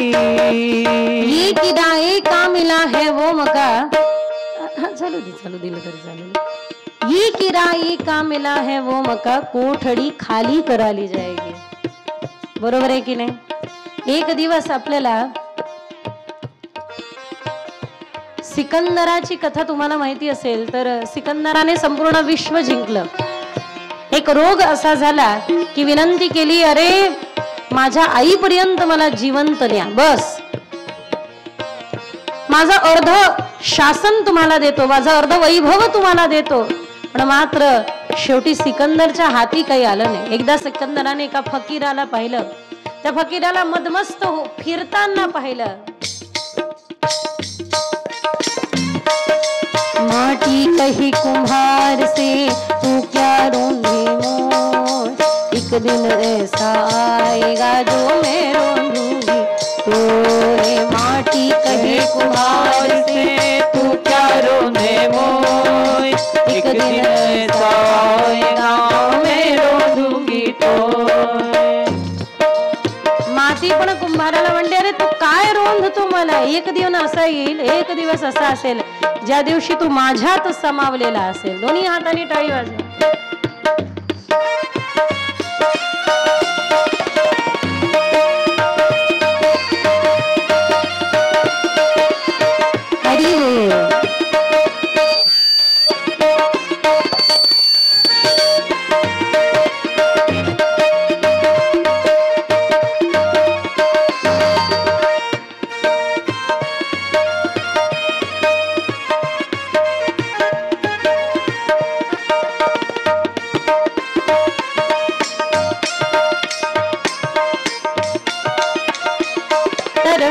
सिकंदरने पाहिलं एक फकीर मस्त आहे, एकदम आनंदात आहे. त्यावेळेला या सिकंदरने त्याच्या अंगावरती बेड्या टाकायला लावल्या. बेड्या टाकल्या आणि बंदिस्त केलं. पाहू या फकीराची मस्ती अशीच राहते की जाते, आणि अक्षरशः ती मस्ती राहते की जाते हे पाहण्याकरता अंगावरती बेड्या टाकण्यात आल्या. त्यावेळेला तो फकीर थोडाही हल्ला नाही. आनंदामध्ये ते संत, ते महात्मा भजन करत राहिले, नामस्मरण करत राहिले. सिकंदर म्हणे, बाबा माझ्या अंगावर एकही बेडी नाही तरी मी बंधनात आहे, आणि तुझ्या अंगावरती अनेको बेड्या आहेत तरी तू मुक्त कसा. त्यावेळेला त्या बाबाने उत्तर दिलं की सिकंदर, अरे तुझ्या अंगावर बेडी नसली तरी तू कर्माने बांधलाय, आणि माझ्या अंगावर बेडी दिसत असल्या तरी मी आतून सर्व कर्म ग्रंथींनी मुक्त आहे. म्हणून कर्मानुबंधीनी मनुष्य लोक. दोन्ही हाताने टाळी वाजवत. जर सिकंदर का यही पर रह गया, जर सिकंदर का यही पर रह गया, मरती दम रुकवानगी कह गया, ये घड़ी हरगिज न टाली जाएगी, ये घड़ी हरगिज न टाली जाएगी. बिना मुहूर्त की, सगळ्याला तुम्ही मुहूर्त पाहाल. हे बघा, तुम्ही प्रत्येक गोष्टी मुहूर्त पाहून कराल. तुमच्या सोबत कोणी येईल, पण एखाद्याला म्हणा चला गायला माझ्यासोबत गाऊ लागा, गातील. चला फिरायला माझ्यासोबत फिरू लागा, फिरतील. चला जेवायला माझ्यासोबत जेवू लागा, जेवतील. म्हणावर समोरच्याला चला मरायला माझ्यासोबत मरू लागा. ते म्हणतील जमत नसते बाबा, तू तुझं पा, मला काही घेणं देणं नाही. गायला गाऊ लागतील, फिरायला फिरू लागतील, खायला सोबती येतील, पण ज्या वेळेला अंती जाशील एकट्या प्राण्या माझे माझे म्हणून नाही रे नाही कुणाचे. म्हणून दोन्ही हातांनी टाळीवर हरी बोल.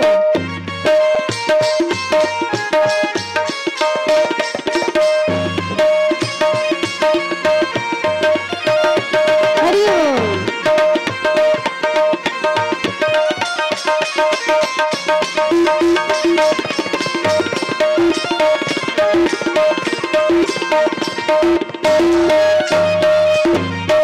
होगी परलोक में जब तेरे ही साथ. त्यावेळेला भगवंत तुमची वही, आमची, आपण सर्वांची वही उघडेल आणि आपला हिशोब होईल. त्यावेळेला हिशोब असतो ना, हिशोबाची नोंद तो चांगला ठेवतो चित्रगुप्त. कैसे मुकरोगे बता दो ए जना,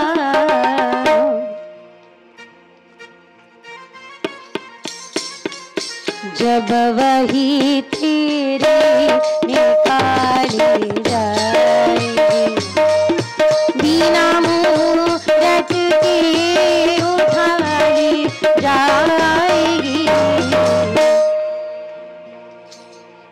छड़ी खाली कराली जाएगी, जब तेरी डोली उठाली. एवढं कमवलं, शेवटी आपल्या सुनेला फक्त एवढं म्हणून मला दाखवा. काय सुनबाई, अगं एवढं कमवलं मी, एवढं सोनं आहे आपल्या घरात, मी मरीन ना त्यावेळेला चांगलं 2-4 तोळे सोनं माझ्या तोंडात टाक.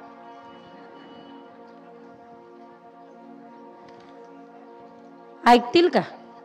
ऐकतील? घरचे ऐकतील? फुटका मणी टाकतात आणि ते शोधू शोधू घेतात सावड्याला गेल्यानंतर.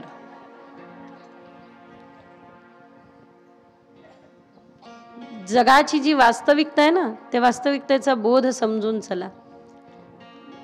आयुष्यभर मरमर मरमर मरमर मरमर मरमर मरमर करतोय. कशासाठी करतोय? हा गाडी झाली पाहिजे, बंगला झाला पाहिजे, चांगली गाडी आली पाहिजे, चांगला. 100 वर्षानंतर हे काहीच राहणार नाही. ज्यांच्यासाठी तुम्ही मोठ्या मोठ्या कोठ्या बांधल्या, बंगले बांधले ना, काही वर्षानंतर तिथे दुसरं कोणी असेल, तुमचं नाव निशाण संपलेलं असेल, काही घेणं देणं राहणार नाही. म्हणून मी गंमत सांगत असते, अर्ध आयुष्य पैसा कमवतो आणि शरीर गमावतो. आपल्या आयुष्याचं गणित पहा. अर्ध आयुष्य पैसा कमवतो आणि एवढं आपलं चांगलं धडधाकट दिलेलं शरीर आपण गमवत राहतो. पैसा कमवत राहतो, शरीर गमवत राहतो. आणि उरलेलं अर्ध आयुष्य पैसा कमवत असताना शरीर यष्टी गमावली, ते उरलेलं अर्ध आयुष्य गेलेलं शरीर परत मिळवण्याकरता कमवलेला पैसा खर्च करत असतो. भेटलं काय? इथे तर लगेच काहीच नाही, पण इथून ज्या वेळेला घरी जाल ना, त्यावेळेला इथे भावस्फूर्ण होते, इथे आपण जागृत होतो. पण परत एकदा संसारात गेलं की ये रे माझ्या. किती किती समजदार लोक आहे नेवास्यातले, बाप रे. सगळ्यांना माहिती आहे VIP मंडळी. हा, VIP कोटा विशेष. अच्छा, VIP याचा अर्थ काय? Very very important person. कारण तुम्ही मन लावून कथा ऐकता. काही जणांचं मी इकडे लक्ष केलं तर म्हटलं का आत्ता लक्ष गेलं.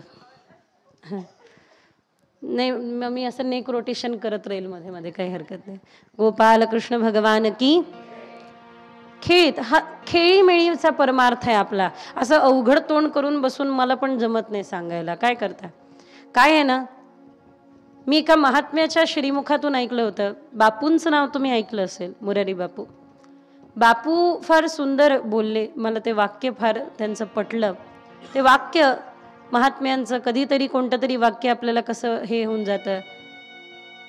कैसे पहचाने की संत तुम्हारे यहाँ आए हैं, समझ लेना कोई बालक खेल रहा हो, कोई बालक खेल रहा हो तो समझ लेना अरे कोई संत तुम्हारे यहाँ आए हैं.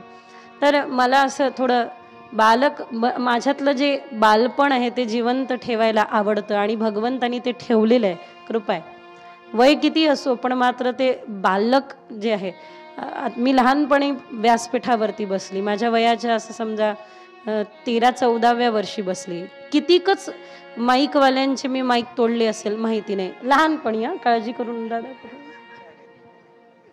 आहे का? चहा घ्यायला लागेल. चहा तुम्ही पण चहा. ईश्वराला किती दास ग्रंथावरती पाणी सांडवलं असेल, काय काय नसेल केलं. अरे बाप रे. माझे वडील मला कडेवर घेऊन यायचे. आमच्या जे पाठ वाचणारे मंडळी भरपूर बसायचे लहानपणी पहिले. तर गंमत हे करायची की एखाद्याची बाबाची शेंडी जर का खोली राहिली तर मग याची शेंडी त्याला बांधायचं आणि पळून जायचं, आणि मग ते त्यांनी सोडवत बसायचं. असे भरपूर प्रयोग केले. माझ्या वडिलांना माहिती आहे, वारले बाबा, बरेच वर्ष झाले. पण मात्र ते कडेवर घेऊन यायचे असं सगळ्यांमधून. तर असं त्यामुळे ते बालकपण अजूनही जिवंत आहे. आणि आनंद आहे या गोष्टीचा की ते जिवंत आहे आणि जिवंत राहो. ते शेवटपर्यंत जाणार नाही. आता स्वभाव आहे, तो सुटणार नाही आता. कारण असं एकदम कडक असं तटस्थ होऊन कथा नाही करता येत, किंवा नाही समोरच्याला ते समजत देखील नाही. आणि खरं सांगू, आपला अध्यात्म एवढं कठीण करणारा नाही आहे. अध्यात्म किती सरस आहे हो. आमच्या श्यामसुंदराने किती खोड्या केल्या पहा ना. त्यांच्याचकडून शिकलो आहे आम्ही, दुसरं काय. आमच्या श्यामसुंदराने किती खोड्या केल्या, किती किती खोड्या केल्या आणि योगी मुनी तपस्वियांचं चित्त देखील त्यांच्याकडे आकर्षित होतं. इतक्या खोड्या देवाने केल्या, श्यामसुंदराने केल्या. ज्ञानियांचं लक्ष ज्ञानामध्ये लागू न लागो, पण देवाच्या लीलेमध्ये लागल्याशिवाय राहत नाही. अशा देवाच्या लीला आहे. खरंय की खोटे? होय म्हणत नाही, नाही म्हणत नाही. गोपाल कृष्ण भगवान की. राजा परीक्षित निघाले आणि शुक तालावरती, लोक शुक्र ताल म्हणतात, आता ते चुकीच आहे. लोक शुक तालावरती येऊन पोहोचले राजा परीक्षित. आणि शुक ताल ज्या ठिकाणी गंगेचा कलकल निनादिनी वाहणारी ही गंगाची अद्भुत निर्मल धारा, विनंती केली त्यावेळेला सूतदेवांना की मिर्यमान व्यक्तीने काय करावं. त्यावेळेला त्या ठिकाणी शुकदेव आले. शुकदेव का आले? भागवत अतिरिक्त काही ग्रंथांद्वारे कारण सांगण्यात आले. सगळ्यात पहिलं राजा परीक्षित शेवटच्या समयी कथा ऐकणार, हे आपण महात्म्यामध्ये ऐकलं त्या दिवशी गोकर्ण महात्म्याच्या दरम्यान, की सांगितलं होतं भागवतानेच तुमची मुक्ती होईल, श्रीमद भागवतान मुक्ती. अशा प्रकारे हे आयोजित करण्यात आलं. पण दुसरं कारण हे आहे, एकदा पांडवांच्याकडे अन्नदान सुरू होतं. भगवंतांनी उष्ट्या पत्रावळ्या उचलण्याची जबाबदारी स्वतःकडे घेतली. आई रुक्मिणी माता वाढताय, संतांचं उष्ट अन्न आहे आणि देवाने पत्रावळ उष्ट्या उचललेल्या आहे. अशा ताटावरचं अन्न शुक रूपामध्ये, पोपट रूपामध्ये शुकदेवांनी खाल्लं. म्हणून आता शुकदेवांवरती पांडवांच्या मिठाचं कर्ज राहिलं म्हणतात. हे जे तुम्ही आम्हाला जेव खाऊ घालता त्यावेळेला आम्हाला म्हणावं लागतं, काय तुझं भलं हो, तुझं कल्याण हो. मला माहिती आहे नेवासावासी आम्हाला बोलवणार नाही, पण मात्र एक सांगते सहजच, की समजा कोणी आमंत्रित करतं आणि कोणाकडे जर का भोजनाला गेलं तर आम्हाला आशीर्वाद द्यावे लागतात ना. आम्हाला बोलवण्याचा विचार नका, पण वारकरी जे दारावरती येतात त्यांना खाऊ घालण्याचा विचार मनात असू द्या. दारावर आलेल्या प्रत्येकाचं स्वागत करा. पता नहीं किस रूप में आखिर नारायण मिल जाएगा, पता नहीं किस रूप में आखिर नारायण मिल जाएगा. निर्मल मन से भजन करो तो भाव से दर्शन पाएगा. पता नहीं किस रूप में आखिर नारायण मिल जाएगा, पता नहीं किस रूप में आखिर नारायण मिल जाएगा. निर्मल मन से भजन करो तो भाव से दर्शन पाएगा. बोलो राम सीताराम सिया राम राम राम. बोलो राम सिया राम सीताराम राम राम. बोलो राम सीताराम सिया राम राम राम. बोलो राम सीताराम सिया राम राम राम. सीताराम राम राम सीताराम राम राम. गोपाल कृष्ण भगवान की. लक्ष आहे? किती लोकांचं लक्ष नाही? हात वर करा. कॅमेरामॅन फोकस करा. इथून पुढे जरा लक्ष ठेवा, कारण शुकदेव स्वतः येऊन बसले आणि राजा परीक्षितांपुढे बसल्यानंतर राजा परीक्षिताने विचारलं, मिर्यमान व्यक्तीने काय करावं? जो मरणासनात आहे, ज्याला एक ना एक दिवस मरायचं आहे, ज्याला एक ना एक दिवस जायचं आहे, त्याने काय करावं? अगं प्रत्येक आपण त्याच अवस्थेला बसलेलो आहे. हा प्रश्न फक्त राजासाठी नाही, हा प्रश्न आपण सर्वांसाठी आहे. म्हणून शुकदेव महाराज काय म्हणतात? वरियानीश ते प्रश्न कृतो लोकहितो नृपः आत्मवित् समस्त पुंसाम श्रोतव्यादीषु यः परः. हा फक्त तुझ्यासाठी विचारलेला प्रश्न नाहीये राजन, हा प्रश्न तू जगतहितार्थ विचारलाय. वरियानेश ते प्रश्न कृतो लोकहितो नृपः. हे राजन, लोकहितार्थ हा प्रश्न. सुरुवात कोणत्या शब्दाने केली? व या शब्दापासून. वरियानेश व पासून का केली? कारण व हे अमृत बीज आहे. व हे अमृत बीज आहे. योगा योगाने या ठिकाणी माझं पण नाव व पासून सुरू होत आहे. योगा योगाने. मला माझं नाव फार आवडतं. त्याचं कारण की रेअर आहे, रेअर आहे. आणि एक महात्मा ज्यांचं मला फार मार्गदर्शन लाभलं ते फार सांगायचे सुंदर, की वैभवी याचा अर्थ काय म्हणे तर वैभवस्य जायते ती सह वैभवी. जिथे भगवंताचं वैभव आहे ते म्हणे वैभवी. आता ही गोष्ट वेगळी आहे की ते मी करू शकते की नाही ते तर माझ्या सेवेवरती अवलंबून आहे. पण माझ्या जीवनामध्ये हे नाव मला साध्य करायचं आहे की भगवंताचं वैभव बनता येईल. बस एवढं जीवनामध्ये गाठलं तर मी असं समजेल सार्थक झालं या जन्माचं. तर या ठिकाणी ही सेवा करत असताना भगवंताचं वैभव जर का काही वाटतं तर निश्चितच भगवंताचे भक्त हे भगवंताचं वैभव आहे. आणि त्या भक्तांची कथा गाता येते ही फार मोठी कृपा आहे. गाण्याची संधी मिळते ही फार मोठी कृपा आहे. अत्यंत शुद्ध पद्धतीने या ठिकाणी कथेचं नियोजन आयोजन करण्यात आलं. त्यामुळे वरियानेश ते प्रश्न कृतो लोकहितो नृपः. हे राजन, तू हा विचारलेला प्रश्न लोकहितार्थ आहे. इथून पुढचे श्लोक कधीतरी ग्रंथ घरी आणा आणि वाचा. अत्यंत सुंदर श्लोक आहे.